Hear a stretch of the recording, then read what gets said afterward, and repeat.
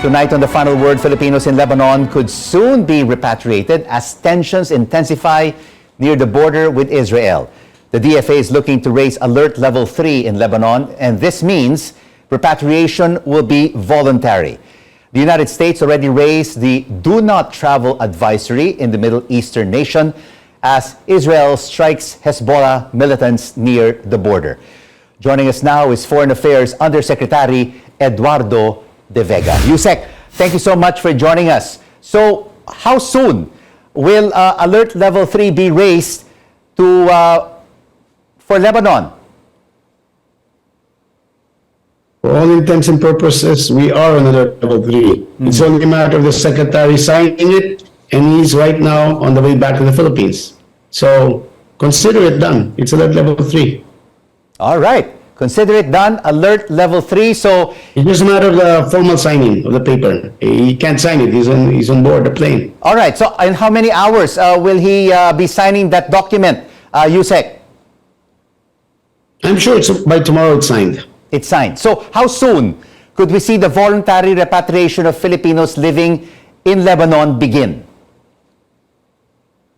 Well, actually, according to our embassy in Beirut, it has been going on for some time because of the COVID pandemic, because of certain problems which occurred, violence which occurred in 2019.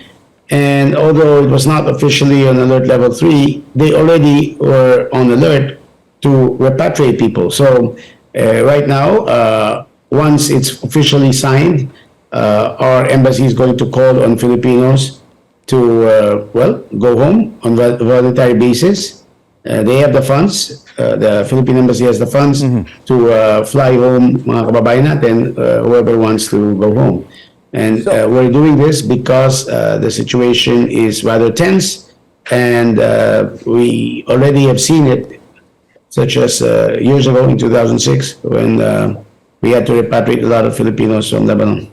And how many Filipinos right now, Undersecretary, are living in the southern portion of Lebanon, which is bordering Israel?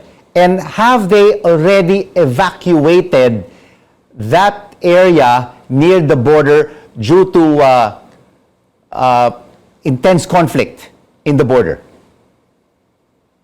Yes, there are 67 according to the embassy. There's around 3,000 in southern Lebanon. There's 18,000 or 17,500 Filipinos in Lebanon, as estimated. About 3,000 are in the southern area, but the southernmost portion is 3,000. I'm sorry, 67, just across the border. And they have been evacuated, although the Philippine embassy is making sure. They are not sure about, I think, 21 of them. They've lost contact. They have actually evacuated. But the experience of the Filipinos in both the southern border of Lebanon and the northern border of Israel is that they know what to do whenever there is this cycle of rockets firing from one end to the other. Hezbollah to Israel, and Israel retaliates. So they do know, as a matter of life and death, or how the cycle goes, that they have to evacuate the area. All right. There's a difference now. So we'd like all Filipinos in Lebanon to consider going home. All right. So it will have to be signed by the Foreign Affairs Secretary when he gets back to Manila. But what are the chances this could be elevated to level 4? Anything is possible, but I don't want to say it because that means I'm thinking of the possibility that it will go to full-scale war. Of course, it's possible. And if it does go up, if there are actually deaths occurring already in Lebanon, we will raise it to alert level 4. But right now, the situation is tense, but there's no state of war yet in Lebanon. All right, approximately. We are advising them to go home. Our experience is when you tell Filipinos in Israel or Lebanon to go home, they won't go home. They are attached to the place where they are. Of course, they love the place. They've been working there for many, many years. And approximately there are more than 17,000 Filipinos in Lebanon. What have been their sentiments? You said that some of them want to stay. They're attached to the country. They have good jobs. But how many have told the Philippine Embassy in Beirut that they plan to leave and come home to the Philippines? Do you have a number? No, I don't have an exact number, but this is, I will quote from the report of the embassy. We have received several inquiries from Filipino nationals on their possible evacuation and repatriation should the tensions escalate. When you say in diplomatic language several, you're not referring to hundreds or thousands, no? You'd say several dozen, perhaps. And that does not mean that only 100 Filipinos want to leave. If in fact it's just 100, they do represent others as well.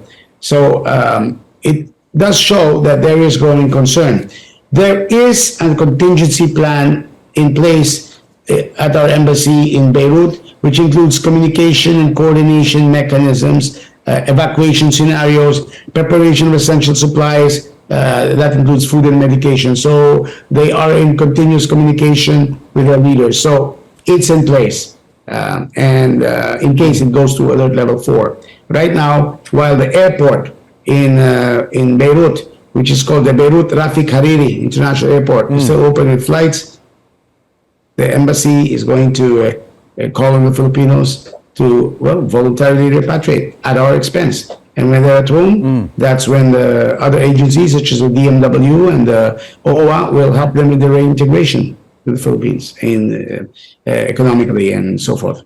Foreign Affairs Undersecretary Eduardo de Vega, thank you so much for joining us on The Final Word.